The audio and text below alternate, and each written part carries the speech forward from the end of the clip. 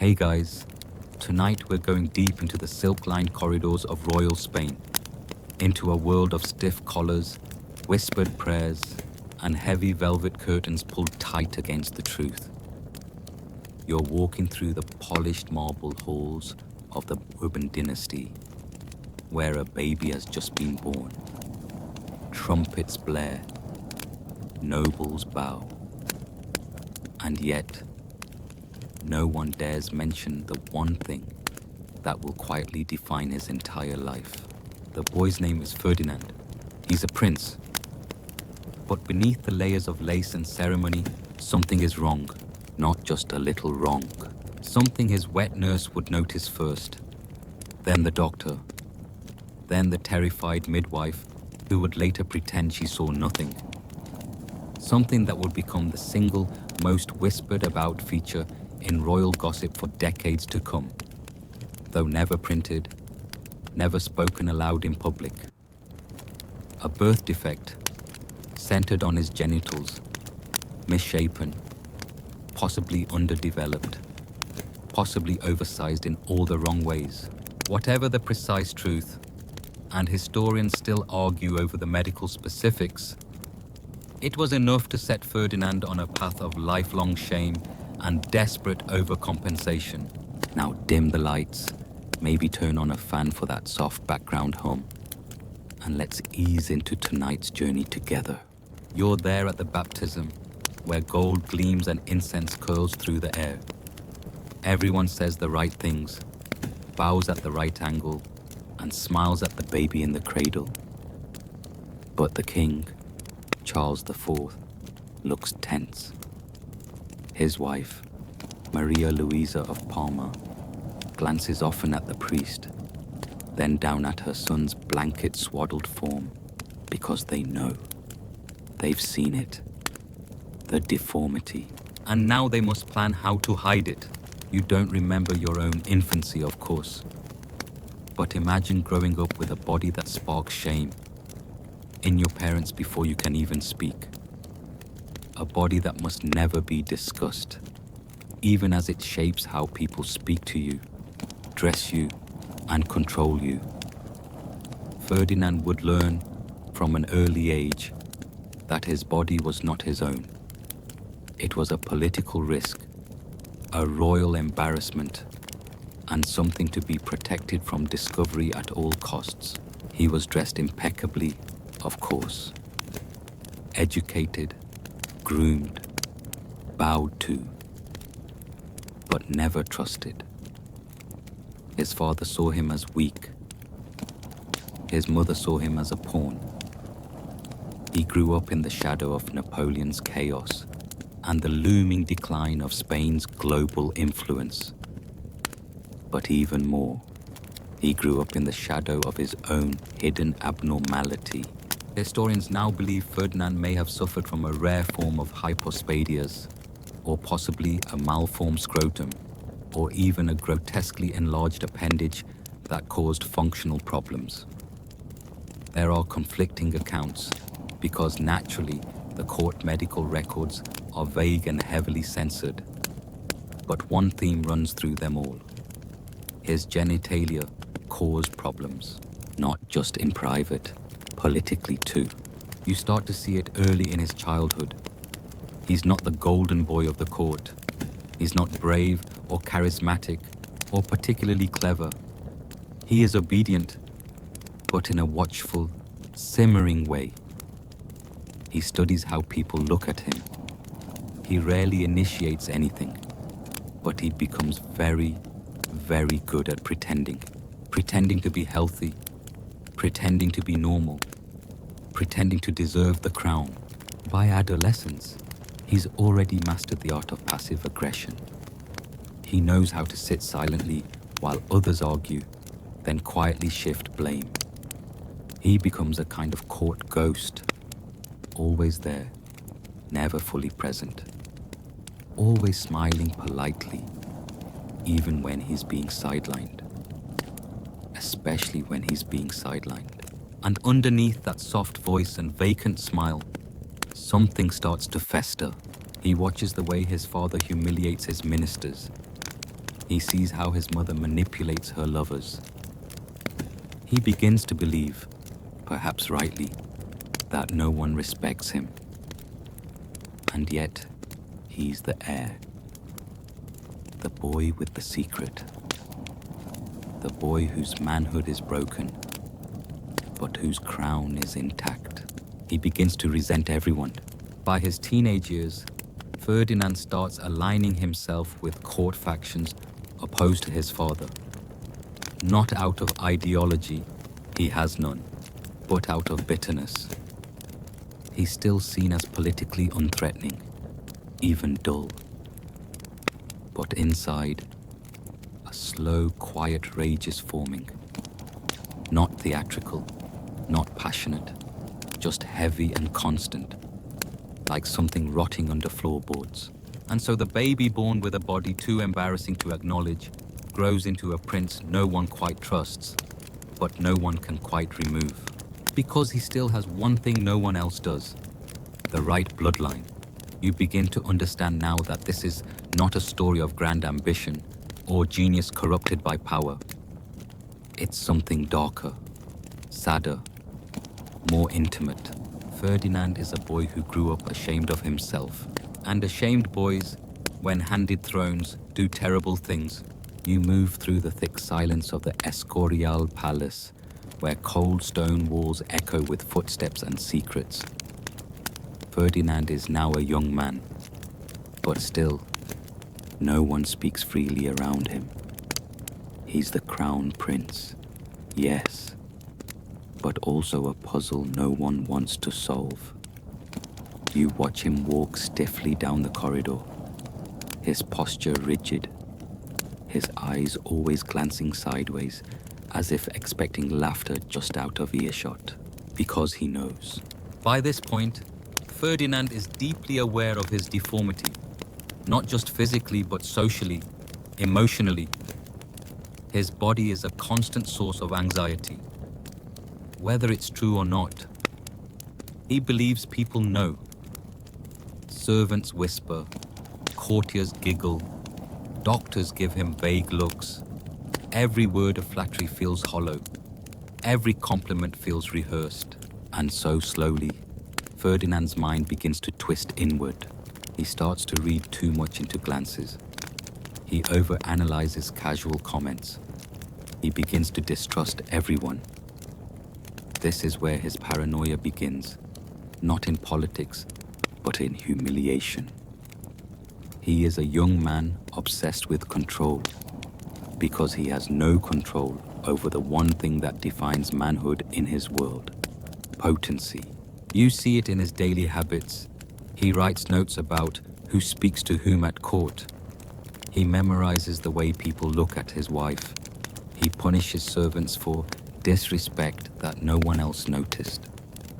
And always, quietly, he's watching, waiting to be laughed at. And yet, to the public, Ferdinand seems bland. He plays the part of the dutiful prince. He nods. He attends mass. He lets more charismatic figures dominate the room. But behind that calm mask, his imagination is busy building an entire world of betrayal. Now here's something odd. When you look at portraits of Ferdinand from this time, they show a man with a soft jaw, pursed lips, and empty eyes. Not cruel yet, but cautious, mild, a bit dull, almost forgettable.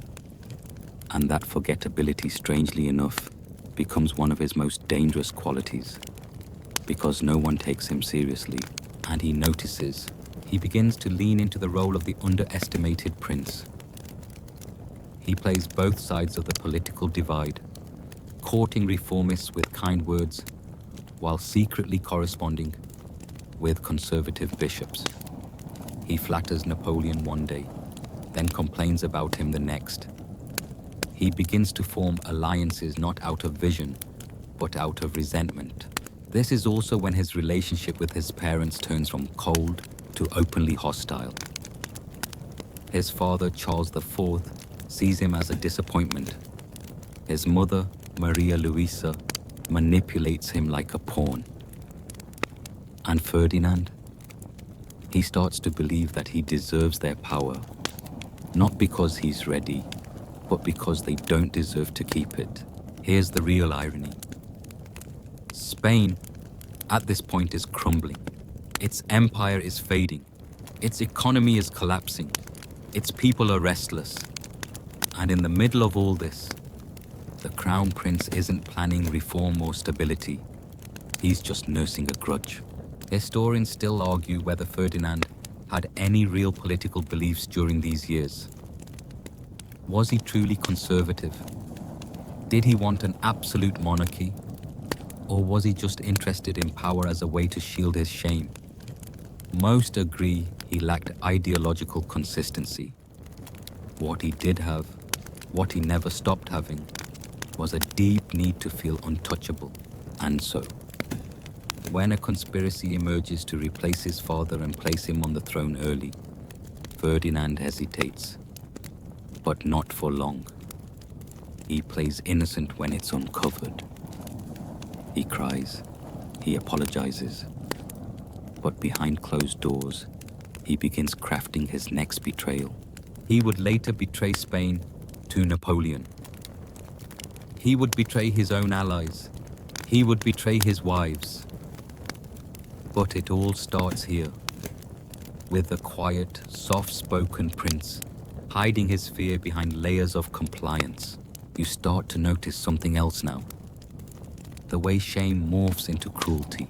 He's not violent yet, but he enjoys watching people fall out of favor.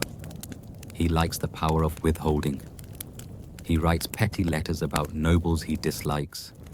He ensures people are moved to distant posts, given smaller apartments, removed from court life for minor offenses. And all the while, he keeps pretending to be passive. Because that's the trick. He doesn't explode. He seeps. By his mid-20s, Ferdinand is a deeply damaged young man, trapped in a body he hates, trapped in a palace of mirrors, trapped between a weak father and an empire coming apart at the seams. And inside him, something hardens.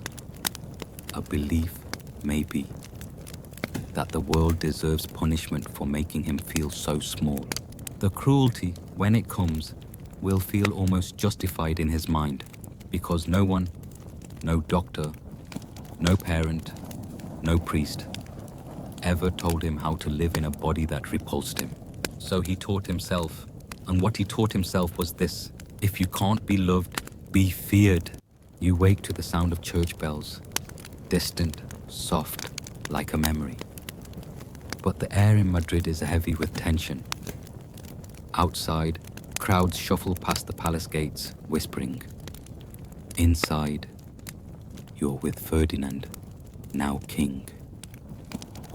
But not quite sovereign. Not yet. Because the throne he wanted so desperately has come. Not as a gift, but as a trick. Napoleon has arrived. After years of scheming, Ferdinand finally wrestled the crown from his father in 1808, only to hand it over almost immediately to the French emperor. It's one of the most baffling acts of political cowardice in Spanish history. He surrenders without a fight, travels to Bayonne like a timid child summoned by an angry teacher. And when Napoleon forces him to abdicate, Ferdinand doesn't resist. He signs. He even smiles. You can almost hear the French laughing behind their gloves.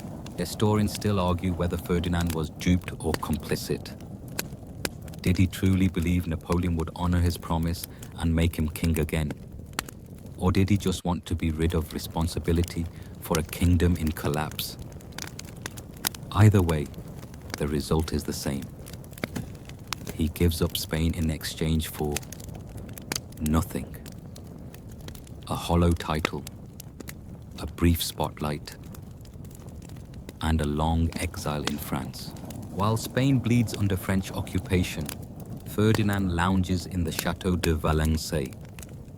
He lives in odd luxury for a prisoner. velvet drapes, silverware, long, lonely walks under grey skies. His handlers note that he eats compulsively, that he seems moody and withdrawn, that he's obsessed with his health. And here, far from home, Ferdinand's mental instability festers. You see it in his obsession with succession. Again, he demands updates on Spain, not about battles, but about heirs. Who's dying? Who's having children? Is the throne safe? His thoughts spiral inward again.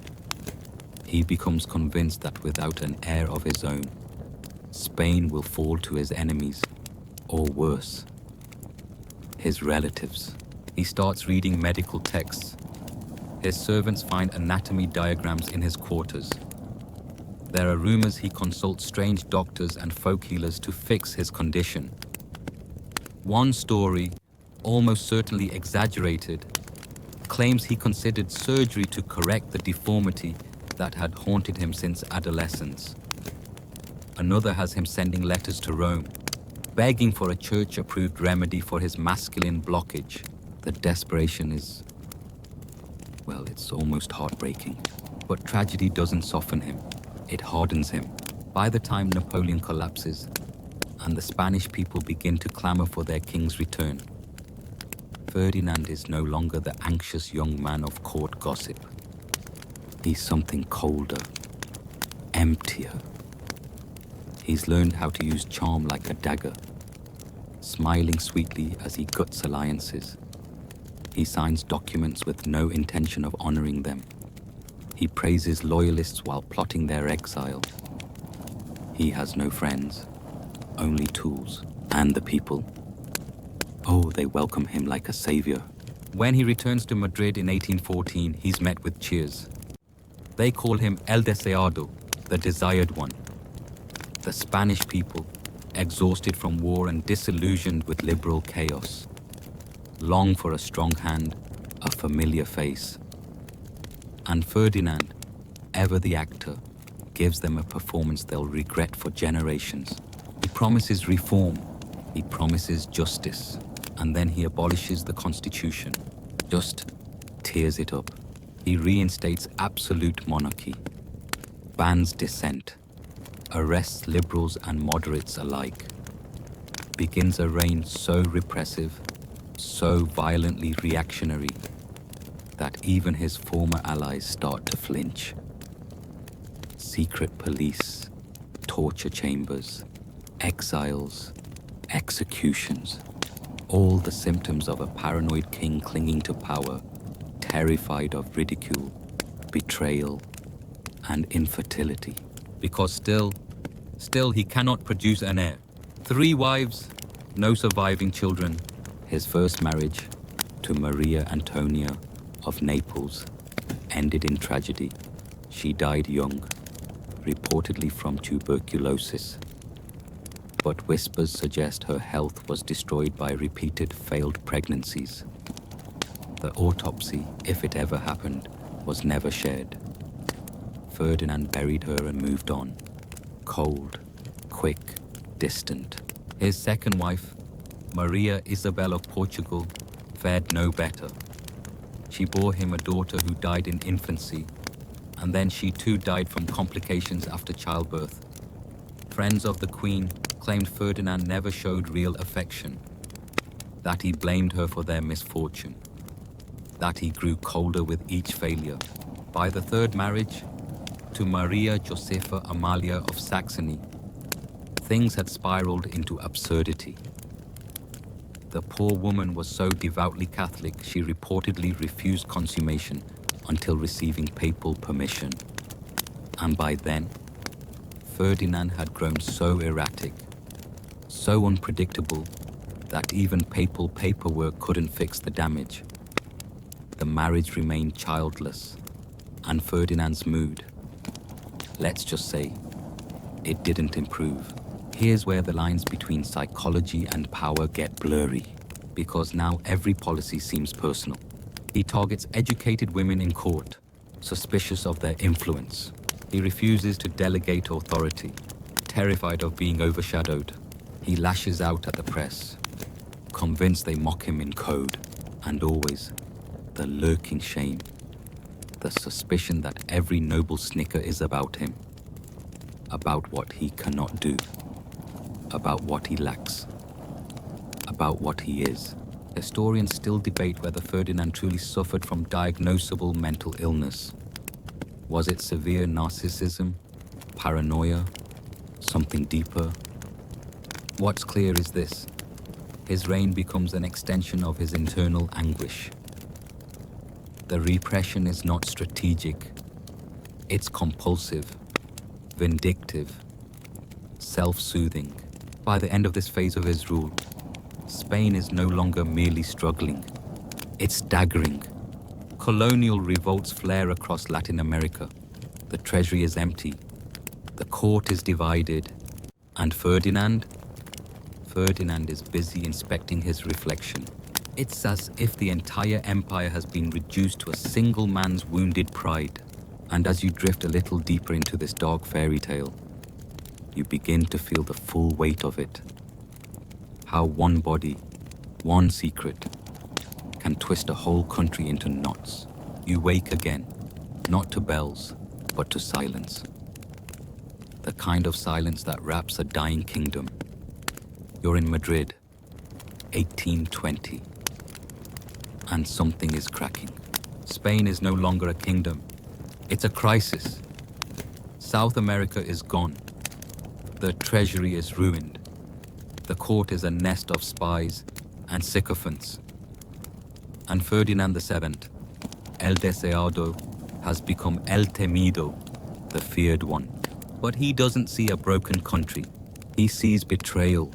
You watch him sit in his palace, bloated, irritable, pouring through letters and secret reports.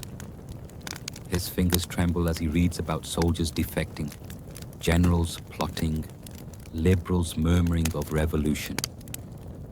He sees enemies in every direction and under every bed. He stops sleeping. He starts interrogating servants personally. His orders grow darker, bloodier, stranger. The doctors say he's suffering from melancholia, that his digestion is failing, that his liver is swollen and black. He refuses to eat certain foods, terrified of poison. He demands to see physicians every morning, then ignores their advice. He drinks bitter herbs and prays obsessively for a miracle, not for peace, not for his people, for an heir, because that is what haunts him more than Napoleon, more than the liberals, more than God himself. He has no son, 3 wives gone, no crown prince, no one to inherit his name, his power, his paranoia. And so at 45 he marries again. You stand at the edge of the royal chapel, watching the candlelight flicker on the face of his 4th wife, Maria Cristina of the 2 Sicilies. 16 years old, pale, silent, trained to obey. She doesn't know what awaits her. No one does. But Ferdinand is desperate. This is not marriage. It's a royal science experiment. He changes his diet. He bathes more often. He even exercises. Awkward, stiff, wheezing laps around the palace courtyard.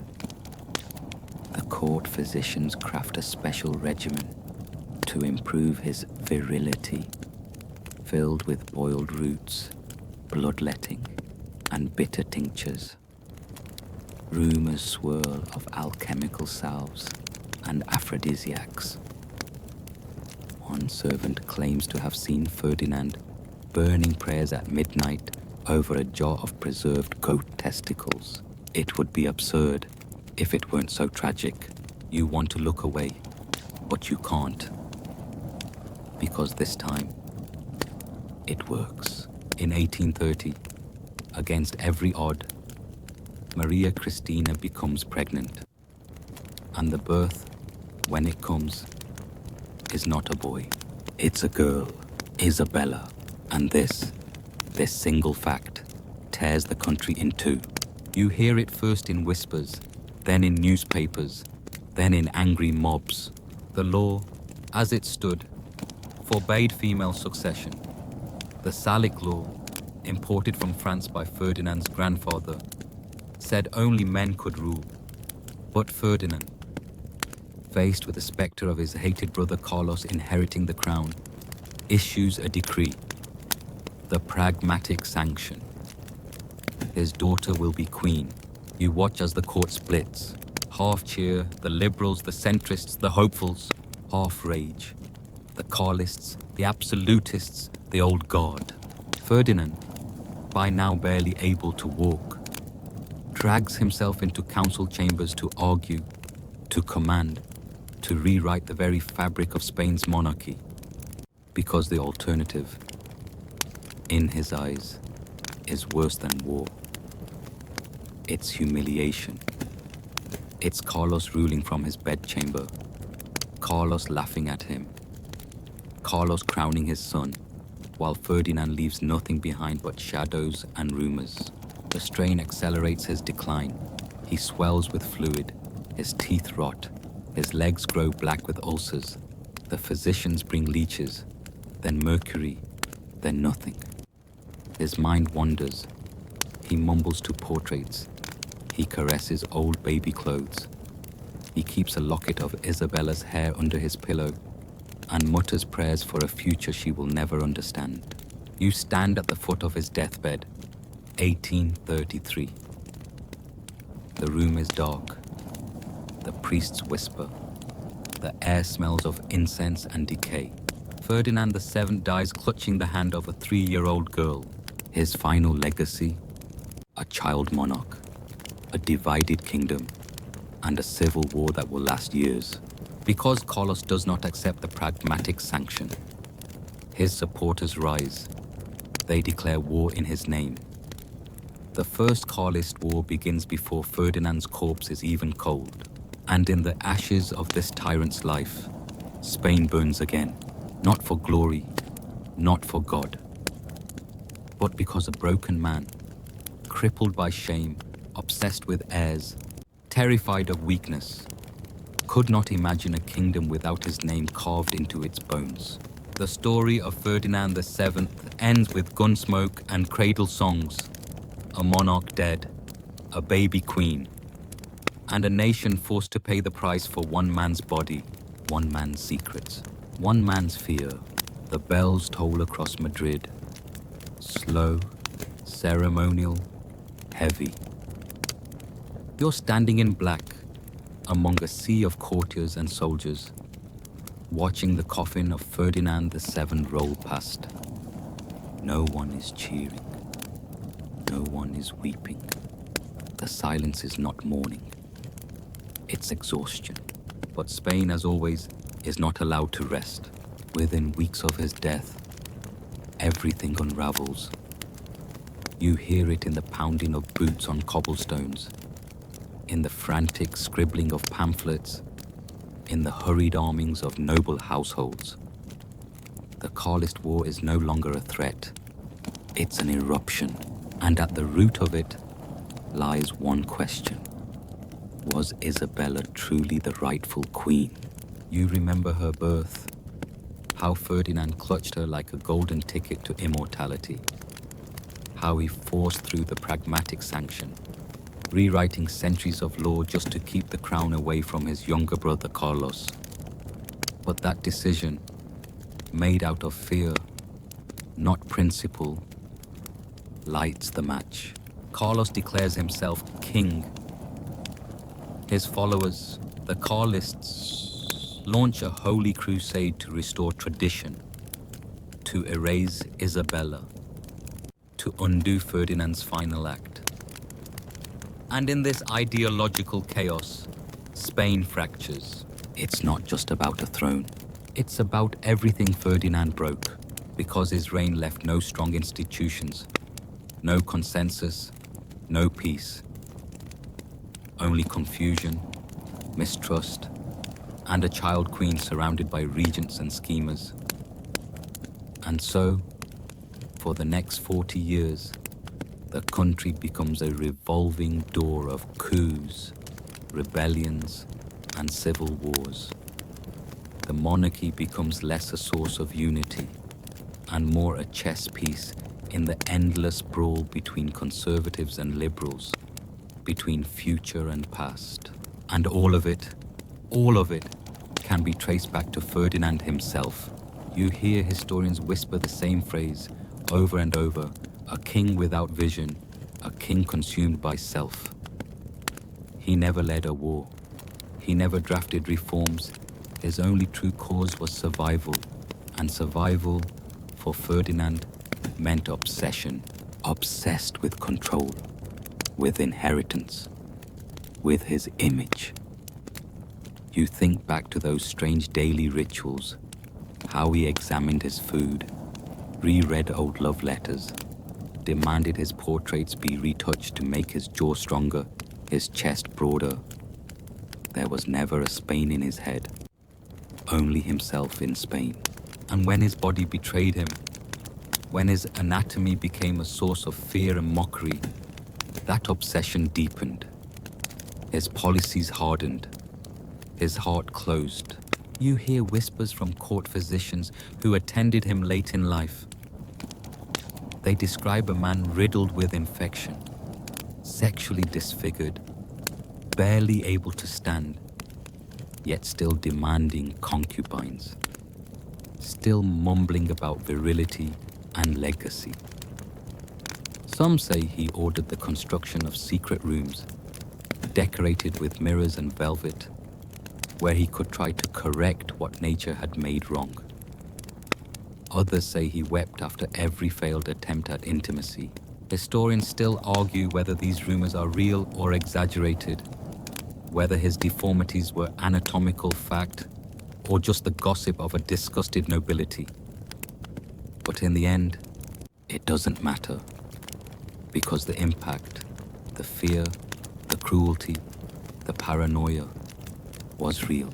You look at Isabella, now queen, barely old enough to read, surrounded by men with swords and laws. She never asked for this crown. It is a curse, born not of destiny, but of one man's refusal to confront his demons. And still Ferdinand's defenders persist. They say he saved Spain from liberalism, that he preserved the monarchy during a storm of revolution, that he was a product of his time, cruel, yes, but necessarily so. They point to Napoleon, to France, to the dangers of modernity. But for every voice that defends him, 10 rise to condemn. They remember the purges, the secret police, the wives who died trying to give him sons, the court that whispered behind lace fans about the king's strange condition. They remember a Spain that could have emerged from the 19th century stronger, but instead limped into the 20th fractured, bitter, and war-weary. You stand at his grave, El Escorial, the royal pantheon, a cold stone slab beneath golden arches. No inscription speaks of love. No statue captures a moment of greatness. Only the name, Fernando VII, and beneath that, silence. No heirs line up behind him, just shadows and doubt. No reforms endure, only the wars he sparked. No admirers gather, only historians, shaking their heads and scribbling footnotes.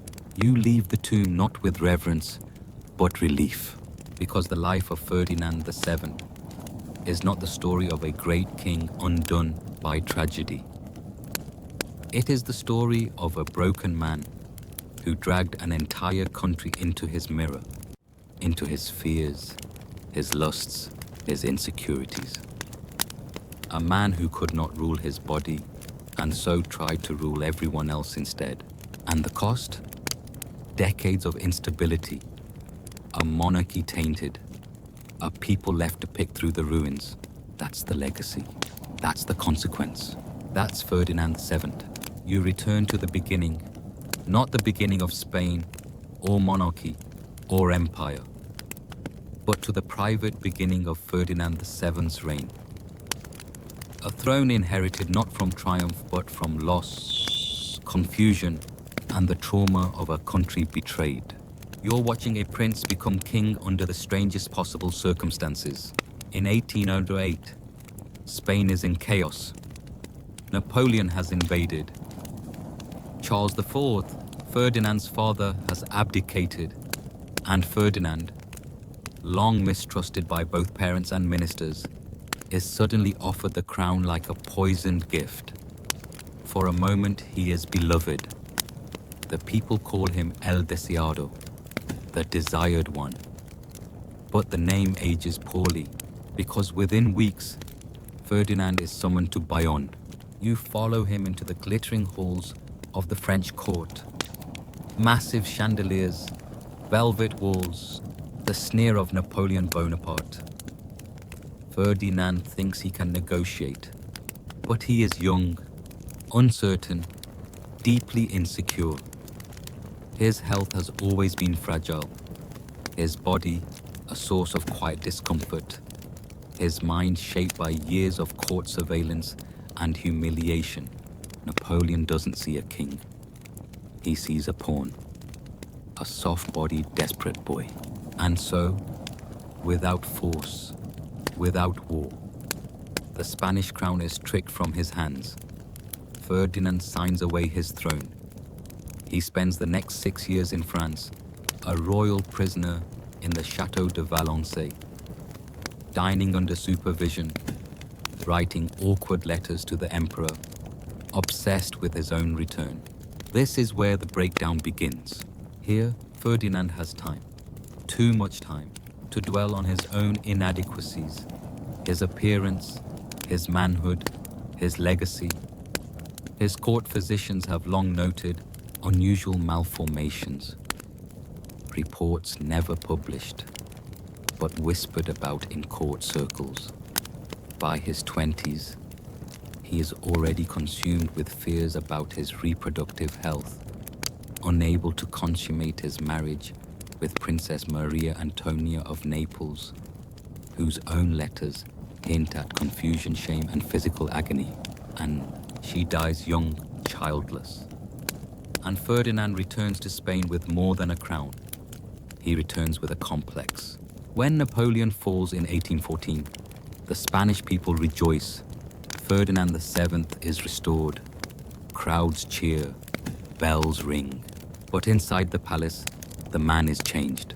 The once hopeful prince is now a paranoiac king. He believes everyone is laughing at him. Ministers, ambassadors, servants. He shuns physical contact. He obsessively examines his food, his robes, his own reflection. And most tellingly, he obsesses over producing an heir. You hear him mutter it again and again. The king must not die alone. The king must not die mocked. It's not about love. It's about proof of manhood, of legitimacy, of God's favor. So he marries again. Twice. And both times, tragedy strikes. Maria Isabel of Portugal dies in childbirth. Then Maria Josepha Amalia of Saxony, barely 15 when they wed, recoils at their union. So much so that a bishop is called in to assure her it is holy for a wife to accept the king's advances. Even then, it takes years before the marriage is consummated. They too remain childless. This is the tragic core of his life. A man defined by what he cannot do. And with each failure, the cruelty deepens. You see it in the exiles, the executions, the censorship. You see it in the return of the Inquisition, the suppression of the Cortes, the arrests of students and journalists. Spain enters a dark tunnel, closed off from Europe, frozen in absolutism, led by a man who fears laughter more than rebellion. He walks the halls at night, servants say, speaking to portraits, sometimes naked, sometimes in tears. Other times, He demands parades and military reviews, shouting orders in an oversized uniform. But the final marriage, his fourth, is different. Maria Christina of the Two Sicilies is young, clever, and above all else, fertile. Against all odds, she gives birth to a daughter, Isabella. The relief in court is seismic, but instead of calm, it brings fury. Because a daughter means a war. By changing the law to allow female succession, Ferdinand enrages his younger brother, Don Carlos, who claims the throne for himself. Spain is plunged into civil war, the Carlist wars that last generations. And that child, Isabella, will grow up not in celebration, but in constant threat. Her reign will be contested from the moment it begins. So what did Ferdinand achieve? He kept the crown, but at the cost of Spain itself. He fathered an heir, but only after decades of humiliation, coercion, and medical desperation. He ruled, but never governed, never reformed, never inspired. And as you step back from his final portrait, a stiff, pompous pose with a forced smirk and overstuffed military medals, you realize the deeper tragedy. This was a man ruled by shame, not by ambition, not by greatness, but by a crippling physical insecurity that poisoned every part of his reign, from the bedroom to the battlefield to the throne. A deformity kept secret by courtiers shaped the fate of a kingdom, and Spain would pay for it. Generation after generation, you now stand in a palace grown quiet with illness. Ferdinand VII, once called El Deseado, now looks like a man decomposing before death. His body is bloated, his face sags, his voice wheezes. He's barely 50, but looks 80. Servants speak of suppurating sores, failing bowels, and a stench that clings to everything he touches. The royal physicians prescribe leeches, then mercury, then prayer. None of it works. The king is dying, but not quickly. His decline drags on for years, and with it, the rot at the heart of Spain becomes impossible to ignore. Famine, corruption, political repression so brutal that even former loyalists whisper of escape. Still, Ferdinand clings to life and power and legacy. He insists on presiding over councils even when too weak to stand. He signs edicts with a trembling hand that no one dares question. His final years become a grotesque performance of kingship, a kind of living taxidermy where court ritual continues long after all true governance has collapsed. But what haunts him most is not the rebellion brewing in the countryside. It's the question of succession, because Don Carlos is waiting, watching, whispering to the clergy and the army, saying what many already believe, that Spain should never be ruled by a woman, that Isabella's claim is unnatural, that Ferdinand's insistence on female succession is a blasphemous betrayal of God and tradition. And behind that outrage lies a quieter insinuation, one that cuts Ferdinand deeper than any rebellion. If he fathered only a daughter, was he truly a man at all? It's personal. Ferdinand knows it. You watch him issue decree after decree, reaffirming Isabella's right to rule. You watch him force nobles to sign oaths of loyalty to the girl. You watch him scream at ministers who so much as hesitate. His paranoia reaches a fever pitch. He fires trusted aides. He bans newspapers that question the succession. He surrounds himself with spies. At night, he paces, clutching his belly, cursing Don Carlos, muttering to portraits of his dead wives. But in the end, even a king cannot outlive biology. On September 29th, 1833, Ferdinand VII finally dies, gasping, swollen, trembling, surrounded not by dignitaries or adoring subjects, but by fearful attendants and a frightened, tenacious wife, Maria Cristina, who now must fight for her daughter's throne. His death does not bring peace, it brings civil war. Don Carlos declares himself king. Armies march, towns burn, priests are hanged. Liberals and absolutists slaughter each other in the name of a broken dynasty. And Isabella II, a child of barely 3, inherits not only the Spanish crown, but the wreckage of her father's life. A kingdom divided, a court in chaos, and a legacy soaked in shame, silence, and speculation. For decades after, historians will argue about Ferdinand's reign. Was he merely incompetent or mad? Was his tyranny born of ideology or insecurity? But among those who knew him, who served in his court, who lived under his edicts, who whispered in the palace corridors, there's one belief that lingers, that everything, the cruelty, the paranoia, the obsession with heirs, came from one secret deformity that the king could never overcome. And so Spain, in the 19th century, became not just a battlefield of ideologies, but a mirror of one man's deepest fears. You blink, and Spain is no longer ruled by Ferdinand, but his shadow stretches far beyond the tomb. You hear it in the echoes of gunfire across the countryside, in the torn flags of rival armies, in the slow unraveling of a dynasty that once claimed divine right. Ferdinand VII may be gone, but his legacy is alive, kicking and covered in blood. The First Carlist War explodes almost immediately after his death. On one side, supporters of his young daughter, Queen Isabella II. On the other, the ultra-conservative followers of Don Carlos, Ferdinand's brother, who refuses to recognize a girl's right to rule. He calls it a war of tradition. But in truth, it's a war born of Ferdinand's deep paranoia, his stubborn fear of being remembered as less than a man, fear that twisted policy into pathology. And now, tens of thousands are dying because of it.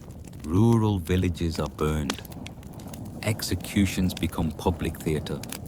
Families are split for generations. Spain itself seems to teeter between monarchy and chaos, absolutism and reform, old gods and new ones. It is not just a dynastic crisis. It is the delayed explosion of Ferdinand's psychological time bomb. You start to notice how often his name vanishes from the official accounts, how quiet the court becomes about his decisions. He's not honored. He's endured.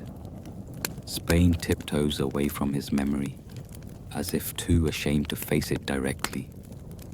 Unlike glorious monarchs who become legend, Ferdinand becomes something else. A whisper, a punchline, a cautionary tale. But some stories don't stay buried. In letters, rumors surface. Servants speak of his obsession with private doctors and treatments involving ice baths, pressure devices, strange machines imported from Germany.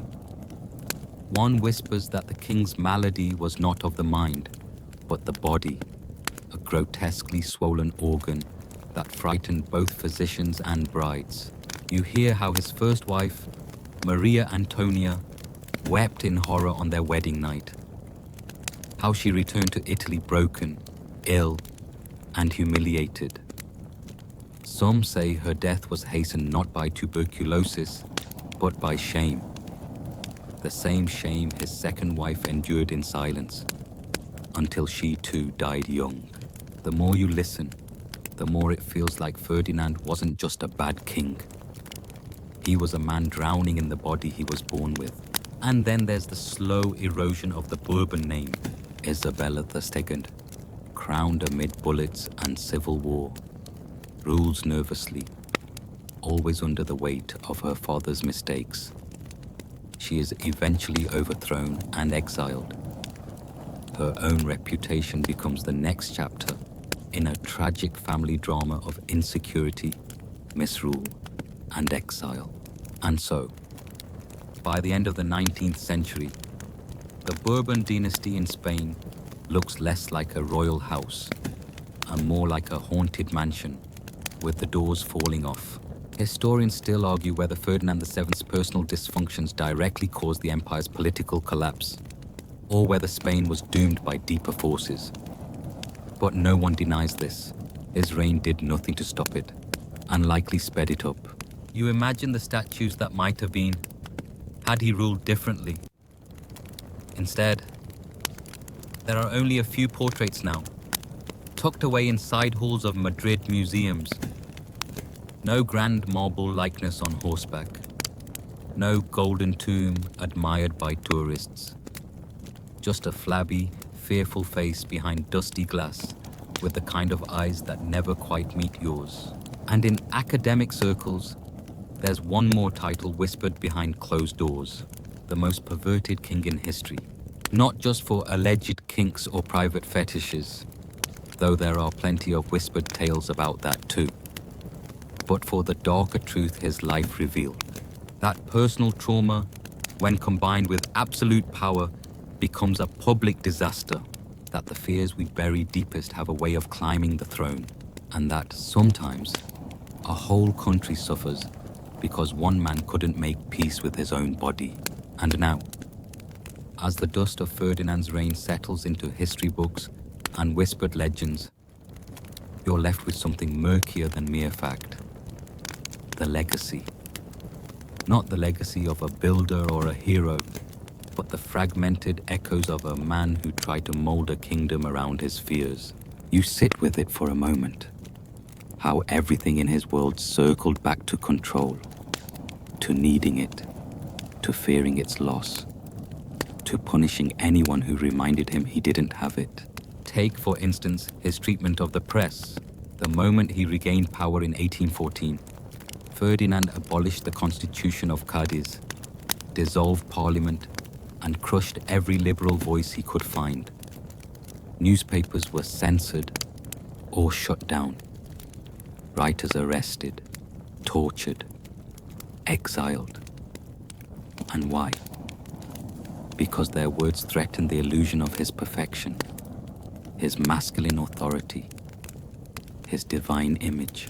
But behind the curtains he was desperately fragile, haunted by whispers, consumed with his appearance. There's even an old court account describing how Ferdinand ordered his own portraits touched up to hide the puffiness of his face, a minor vanity. Until you realize that every flaw on the canvas felt like a threat to his rule. He wanted to be seen as a king. But not just any king. A manly king, a fertile king, a king who fathered nations. And that's where the legacy gets complicated. Because in the end, Ferdinand did produce an heir, Isabella II, born to his fourth wife, Maria Cristina. But even that came wrapped in national drama. Her succession sparked civil war, divided the country, and fed into generations of instability. You begin to see how his entire legacy hinges on failure. Failed marriages, failed reforms, failed peace. Even the restoration of Bourbon rule, which came years later, arrived not because of Ferdinand's brilliance, but because Spain had run out of better options. Historians still argue whether he was a tyrant or a puppet, an isolated madman or a cunning manipulator. Was he sincerely ill, both mentally and physically? Or was he playing on fear, weaponizing pity, and using illness as an excuse to crush dissent? There's no clear answer. But the record shows a chilling consistency.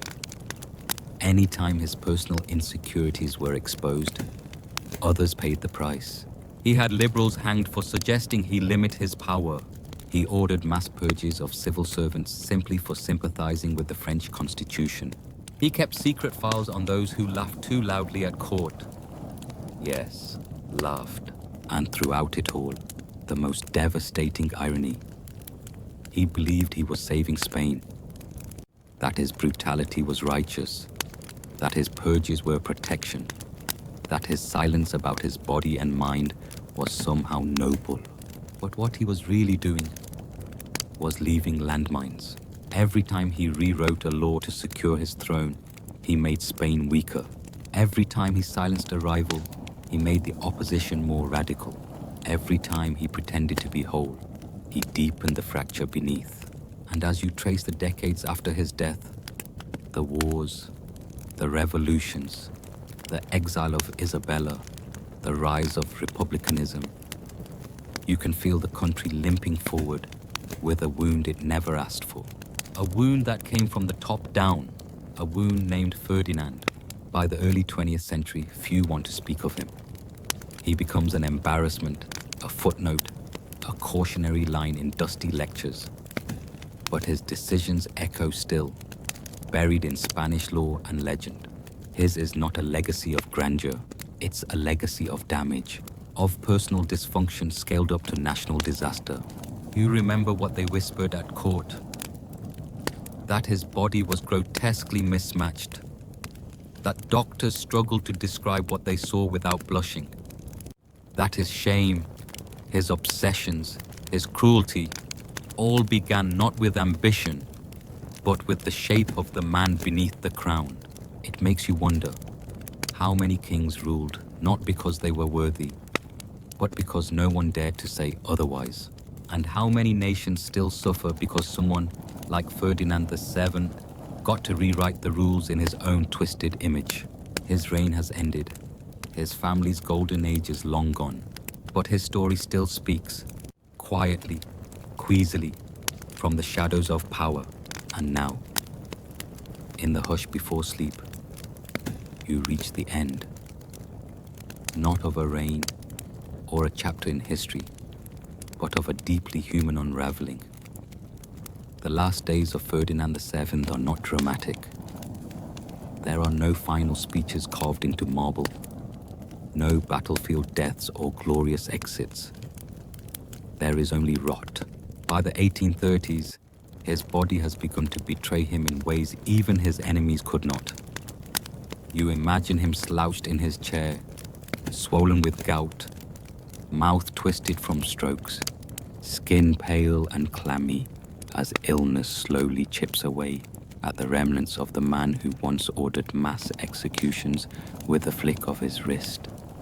You can almost hear the labored breath, the shuffled steps, the curtains always drawn too tightly to block out what he feared most, public scorn.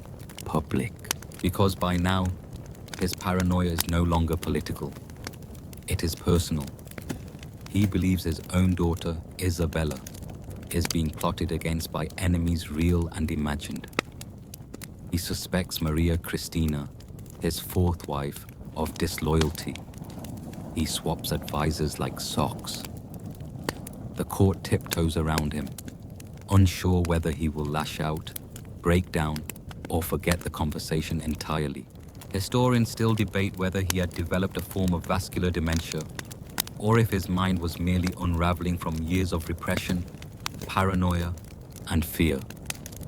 Either way, by the summer of 1833, the end is near.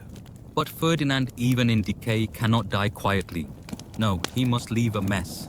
In a last desperate move, he invokes the pragmatic sanction, a dusty law buried in Bourbon archives that allows his daughter, rather than a male relative, to inherit the throne. This shatters centuries of precedent and ignites the Carlist Wars, named for his conservative brother Carlos, who believes the throne should rightfully pass to him. So once again, Ferdinand's legacy spirals outward into conflict. You see how it fits. Even his death must fracture the kingdom. He passes away on September 29, 1833. No grand procession, no united nation in mourning. Just a splintered court and a trembling child queen thrust into the chaos he left behind.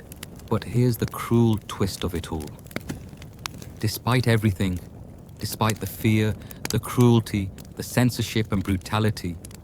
Ferdinand VII never got what he wanted most, to be remembered with reverence. He longed to be a new Charles III, a second Philip V. Instead, history tucks him into the drawer of rulers best forgotten, and yet he lingers, not as a monument, not as a legend, but as a warning.